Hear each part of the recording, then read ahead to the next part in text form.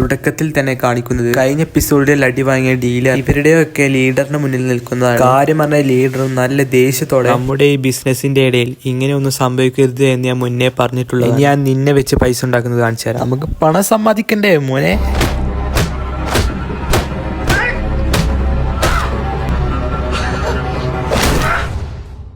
ഹേ guys, weak hero season 1 മൂന്നാമത്തെ എപ്പിസോഡിലോട്ട് എല്ലാവർക്കും സ്വാഗതം. ഈ ഒരു എപ്പിസോഡിനെ കുറിച്ച് പറയുകയാണെങ്കിൽ ഈ സീസണിൽ തന്നെ ഒരു മെയിൻ പോയിന്റ് ആയിട്ടുള്ള ഒരു എപ്പിസോഡാണ് ഇത്. അതായത് ഈ ഒരു എപ്പിസോഡ് മിസ്സാക്കാൻ പാടില്ല. സോ അധികം പറഞ്ഞ ബോറടിപ്പിക്കാൻ നമുക്ക് നേരെ ഇന്നത്തെ എപ്പിസോഡിൽ എടുക്കാം. നമ്മുടെ സൂഹോ ആൻഡ് ടീം വീക്കെൻഡ് ആയതുകൊണ്ട് തന്നെ പൂള് കളിച്ചുകൊണ്ടിരിക്കുകയാണ്. ഈ സമയം നമ്മുടെ യോൻ പറയുന്നത് അസൈൻമെന്റ് വെക്കുന്ന കാര്യമാണ്. അപ്പൊ നമ്മുടെ സൂഹോ പറയുന്നു, നീ ഇങ്ങനെ ഏത് സമയം ബുക്ക് ജീവി ആവില്ലേ, ഇതിപ്പോ വീക്കെൻഡ് ആവണം, കുറച്ചൊക്കെ ഫണ്ണാവട്ടെ. അങ്ങനെ അവസാനം ഗെയിം ഡ്രോ ആയതുകൊണ്ട് തന്നെ യോൻ പോവാൻ നിൽക്കുന്ന സമയത്ത് സൂഹോ തടയും. കളി കഴിഞ്ഞിട്ടില്ലല്ലോ, കളി കഴിഞ്ഞിട്ട് പോവാന്ന് പറയുന്നത്. അങ്ങനെ കളിയൊക്കെ കഴിഞ്ഞ് നൈറ്റ് ആണ് അവിടെ നിന്ന് പുറത്തിറങ്ങി. അങ്ങനെ പുറത്തിറങ്ങിയ സൂഹോ ചോദിക്കുന്നു, നമുക്ക് കുറച്ച് ഡ്രിങ്ക് കുടിക്കാൻ പോയാലോ എന്ന്. അപ്പൊ നമ്മുടെ യോൻ പറയാണ്, ഞാനില്ല, നിങ്ങൾ രണ്ടുപേരും പോയിക്കോ എന്ന് പറയും. നമ്മുടെ സൂഹോ കുറെ നിർബന്ധിക്കുന്നുണ്ടെങ്കിലും അവൻ വരുന്നേ ഇല്ല. അങ്ങനെ സൂഹോ ശ്രദ്ധിച്ചു പറഞ്ഞ് അവർ രണ്ടുപേരും ഡ്രിങ്ക് കുടിക്കാനായി പോകുന്നു. അവിടെ സീൻ കെട്ടായി കാണിക്കുന്നത് നമ്മുടെ ഡ്രഗ് ഡീലറിനെയാണ്. അവന്റെ അടുത്തേക്ക് ജിയോൻ വരികയാണ്. ജിയോ വന്നിട്ട് ചോദിക്കാണ്, എന്താണ് സംഭവിച്ചത്, ആരാണ് ചെയ്തത്, അങ്ങനെയൊക്കെ ചോദിക്കുന്നുണ്ട്. പെട്ടെന്നാണ് ഫ്രണ്ടിൽ നിന്ന് ഒരാൾ തിരിയുന്നത്. ആരാന്ന് മനസ്സിലായില്ലേ, നമ്മളെ ലീഡർ. ഇതേ സമയം യോനാവട്ടെ മഴ ആയതുകൊണ്ട് കുട വാങ്ങാനായിട്ട് ഒരു ഷോപ്പിലോട്ട് കയറാണ്. ആ സമയമാണ് ഡ്രഗ് ഡീലറിന്റെ ഒപ്പം നടക്കുന്ന ആ ഗേൾ. ആ പെണ്ണ് നൈസായിട്ട് ലിപ്സ്റ്റിക്കിന്റെ മേൽഭാഗം മാത്രം കടിച്ചിട്ട് വേഗിലോട്ട് ഇടുന്നു. ഇതാവട്ടെ കറക്റ്റ് യോൻ കാണുന്നുണ്ട്. പക്ഷെ നമ്മുടെ യോൻ അത് മെയിൻ ആക്കാണ്ട് പോകുന്നു. അങ്ങനെ അവന് ബിൽ ചെയ്യുന്ന സമയത്ത് ആ പെണ്ണ് നൈസായിട്ട് വന്ന് ഇവന്റെ കൈ കയറി പിടിക്കുന്നു. എന്നിട്ട് അതിന് $13 മറ്റ അവള് തന്നെ പൈസ കൊടുത്തിട്ട് അവനെയും കൂട്ടി പുറത്തേക്ക് പോകും. കാര്യം മനസ്സിലായില്ലേ, ലിപ്സ്റ്റിക് പൊക്കി നൈസായിട്ട് എന്റെ ഉള്ളിൽ നിന്ന് പുറത്തിറങ്ങാനുള്ള വഴിയാണ്. എന്നിട്ട് യോനെയും കൂട്ടി പുറത്തോട്ട് പോകുന്ന സമയത്ത് വിശക്കുന്നുണ്ട് എന്നൊക്കെ പറയുന്നുണ്ട്. അങ്ങനെ നേരെ പുറത്തോട്ട് എത്തിയപ്പോ ആണെങ്കിൽ പെരുമഴ. യോനാവട്ടെ ഒന്നും നോക്കാതെ അവളെ കൂട്ടാണ് പുറത്തോട്ട് പോവാന്.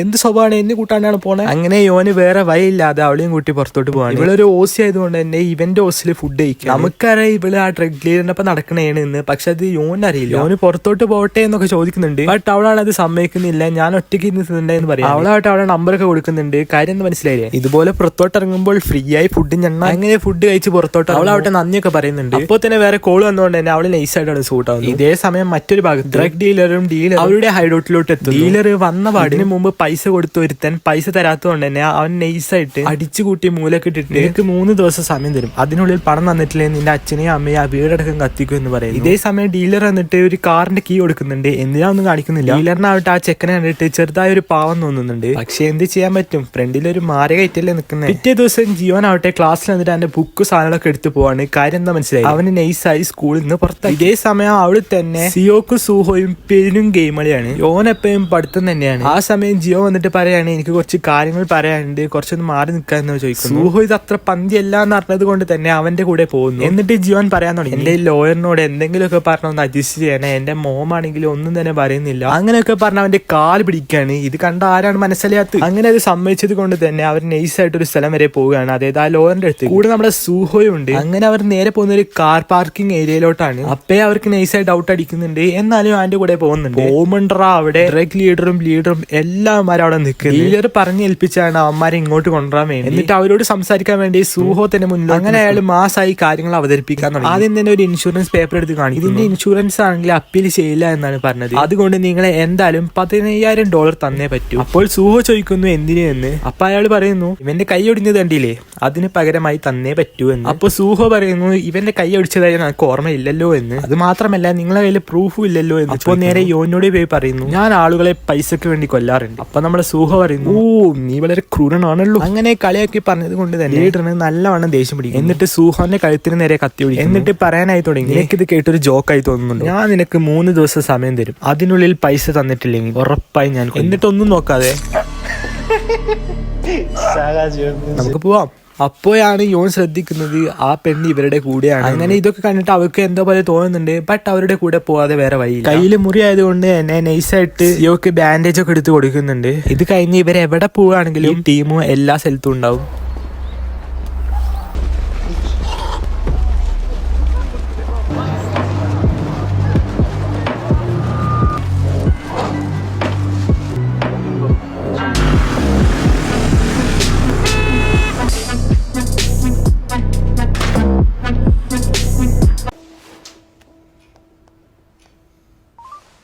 എനിക്കൊന്ന് സംസാരിക്കണം. അങ്ങനെ യോൻ അവളെ കാണാൻ വേണ്ടിയിട്ട് റെസ്റ്റോറന്റിലോട്ട് പോകും. മനസ്സിലാവാതിരിക്കാൻ വേണ്ടിയിട്ട് ഒരു ഹാറ്റും കൂടി വെച്ചിട്ടാണ് പോകുന്നത്.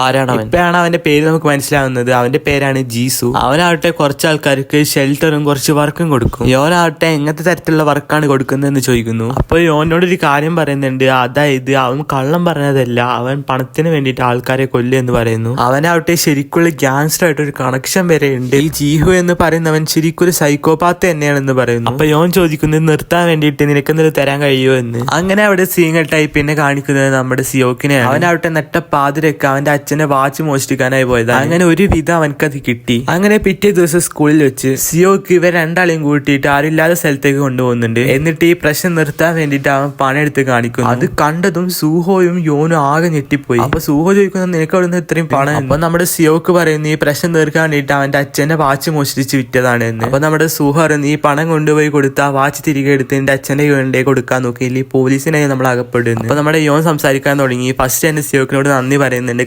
എല്ലാവരും സഹായിക്കാൻ വേണ്ടിയില്ല അവൻ പണം കൊടുക്കുന്നത്, അതുകൊണ്ട് തന്നെ നന്ദി പറയുന്നുണ്ട്. പിന്നെ അവൻ പറയും നമ്മളാരും പേടിക്കേണ്ട ആവശ്യമില്ല, ഇതിൽ നിന്ന് പുറത്തിറങ്ങാൻ എനിക്കറിയാം എന്ന് പറയുന്നു. അപ്പൊ നമ്മുടെ സൂഹോയ്ക്കുന്നു എങ്ങനെയാണ് ഇന്നലെ ആ ലേഡി പറഞ്ഞു കൊടുത്ത കാര്യം ഇവരോട് എല്ലാവരോടും പറയുന്നത്. ഇവന്മാരെ പോലീസ് ട്രാപ്പ് ചെയ്യാണെങ്കിൽ തെളിവൊക്കെ ഇവന്റെ കയ്യിൽ കിട്ടിയിട്ടുണ്ട്, അതിനെ ആദ്യം കാണിച്ചു കൊടുക്കുന്നു. അതായത് ഫസ്റ്റ് തന്നെ കാണിച്ചു കൊടുക്കുന്നത് കുറച്ച് ഡ്രഗിന്റെ ഫോട്ടോയും കുറച്ച് എഗ്രിമെന്റിന്റെ ഫോട്ടോസും ആണ്. അതായത് ആ ജീവ എങ്ങനെ പണം ഉണ്ടാക്കുന്ന വെച്ചാൽ എനിക്കൊരു ഗാംബ്ലിംഗ് ആപ്ലിക്കേഷൻ, ആ ആപ്ലിക്കേഷനിൽ ഫസ്റ്റ് ആയിട്ട് ജോയിൻ ചെയ്യുമ്പോൾ $100 കിട്ടും. പിന്നെ അത് വെച്ച് ആ ഗെയിമിൽ ബെറ്റ് ചെയ്യുന്ന സമയത്ത് അതിന്റെ ഇരട്ടിയായിട്ട് പിന്നെയും $200 കിട്ടും. ഈ ആപ്പ് കൂടുതലായിട്ട് ഉപയോഗിക്കുന്നത് ഹൈസ്കൂൾ സ്റ്റുഡൻസ്. അങ്ങനെ ഈ ഇരട്ടിയായ $200 പിന്നെയും കൂട്ടാൻ വേണ്ടിയിട്ട് പിന്നെയും അവർ ബെറ്റ് ചെയ്യും. അങ്ങനെ പിന്നെയും പണം കിട്ടാൻ തുടങ്ങും. അങ്ങനെ പണം കിട്ടിയ ഒരു ലിമിറ്റ് കഴിയുമ്പോൾ ആ ആപ്പ് പണി തരാൻ തുടങ്ങും. അതായത് പിന്നെ ഫുള്ളി ലോസ് ആയിരിക്കും കാണിക്കുക. അപ്പൊ സ്റ്റുഡൻസ് വിചാരിക്കും അത് ഇവരുടെ ബാഡ് ലക്ക് ആയിട്ടായിരിക്കും. അങ്ങനെ സ്റ്റുഡൻസ് പിന്നെയും ഇതിലോട്ട് കൂടുതൽ പൈസ ഇൻവെസ്റ്റ് ചെയ്യും. ലോസിന്റെ എണ്ണം കൂടുന്നതിനനുസരിച്ച് പൈസയുടെ റേറ്റും. അങ്ങനെ ഇവർ വേറെ വഴിയില്ലാതെ ഈ ഡീലറിന്റെ കയ്യിൽ നിന്ന് പൈസ വാങ്ങും. വെറുതെ അങ്ങ് പൈസ വാങ്ങല്ല, വേറെ എന്തെങ്കിലും സാധനത്തിന് മേളിൽ എഗ്രിമെന്റ് വെച്ചിട്ടായിരിക്കും പൈസ വാങ്ങുക. അങ്ങനെ അവസാനം ആ പൈസയും പോയിട്ട് മൊത്തത്തിൽ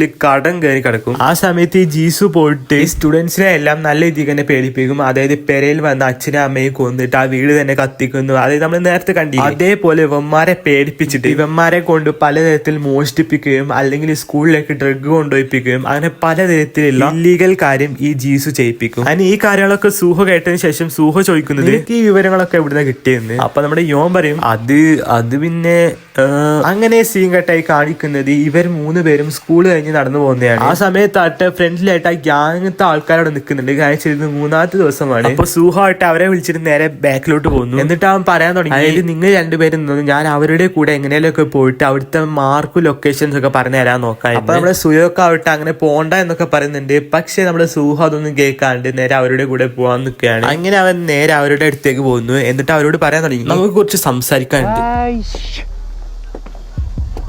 ഇത് കേട്ടിട്ടാണെങ്കിൽ ജീസുവിന് നല്ല രീതിക്ക് തന്നെ ദേഷ്യം പിടിക്കുന്നുണ്ട്. എന്താ പറഞ്ഞാൽ എന്റെ കയ്യിൽ പൈസ അല്ലേ, പൈസന്റെ കാര്യത്തിലൊന്നും പേടിക്കണ്ട. അതൊന്നുമില്ല, വേറൊരു അതായത് ഞാൻ നിങ്ങളുടെ ആ ഗാംബ്ലിംഗ് വെബ്സൈറ്റ് ഉപയോഗിക്കുന്നുണ്ട്, അതിൽ നിന്ന് എനിക്ക് അത്യാവശ്യം പണം കിട്ടി, പിന്നെ കുറെ പണം പോവുകയും ചെയ്തു. അപ്പൊ നമ്മുടെ ജീസു ചോദിക്കാൻ തുടങ്ങി അതല്ലേ ഈ കാര്യത്തിനെ കുറിച്ച് നിനക്ക് എങ്ങനെ അറിയാം. അപ്പൊ അവനാവട്ടെ നേരെ തലയിച്ചിട്ട് മറ്റവനെ കാണിച്ചു കൊടുക്കുന്നു, അതായത് ആ ഡീലർ. എന്നിട്ട് സൂഹോ പറയാൻ തുടങ്ങി നിങ്ങളുടെ ഗാംബ്ലിംഗ് ആപ്പ് ശരിക്കും ഒരു ഗാംബ്ലിംഗ് ആപ്പ് തന്നെയാണ്. അതായത് ഞാൻ 3 പ്രാവശ്യം എനിക്ക് പണം കിട്ടിയിട്ട് പിന്നെ അങ്ങോട്ട് പണം കിട്ടുന്നേ ഇല്ല. അപ്പൊ ഈ സ്കൂളിലുള്ള എല്ലാവരും ഈ ആപ്പ് ഉപയോഗിക്കാൻ തുടങ്ങി, എല്ലാവരും ഇതിന്റെ അഡിക്റ്റ് ആയി മാറി. ഇതിപ്പോ ഒരു ഗാംബ്ലിംഗ് ഹൗസ് പോലെ ആയി. നമുക്ക് ഇതിനെ കുറിച്ച് വിശദമായി സംസാരിക്കാം. നിങ്ങളുടെ ഹൗസിലോട്ട് പോയി നമുക്ക് ജസ്റ്റ് ഒരു കോഫി കുടിച്ച് പതുക്കെ സംസാരിച്ചാൽ പറയാം. ഓക്കെ.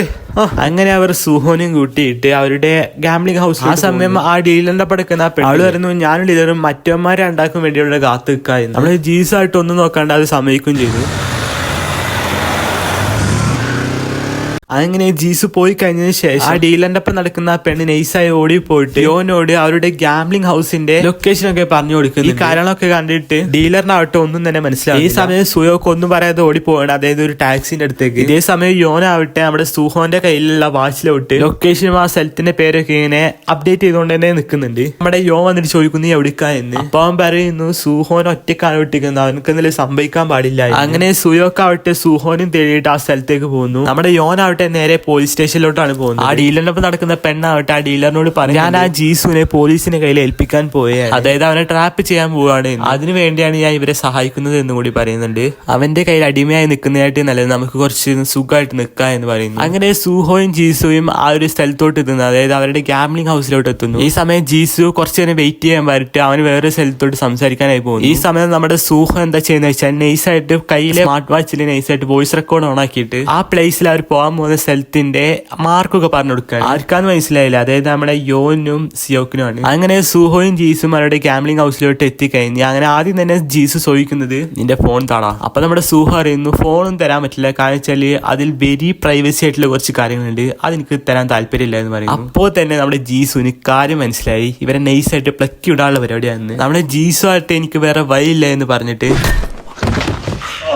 ബാക്കിൽ ഒരുത്തന അവരുടെ ബേസ്ബോൾ ബാറ്റ് വെച്ചിട്ട് സൂഹനെ തലക്കുട്ടി അടി കൊടുക്കുകയാണ്. എന്നിട്ട് ജീസു ആ ബേസ്ബോൾ ബാറ്റ് എടുത്തിട്ട് അവൻ അടിച്ചടിച്ച് നിലത്തേക്ക് വീഴ്ത്താണ്. അവനക്കായിട്ട് ഒന്നും ചെയ്യാൻ പറ്റില്ല, കാഴ്ച ബേസ്ബോൾ ബാറ്റാണ്, അടി കിട്ടിയ മാതിരി ഉണ്ടാവും.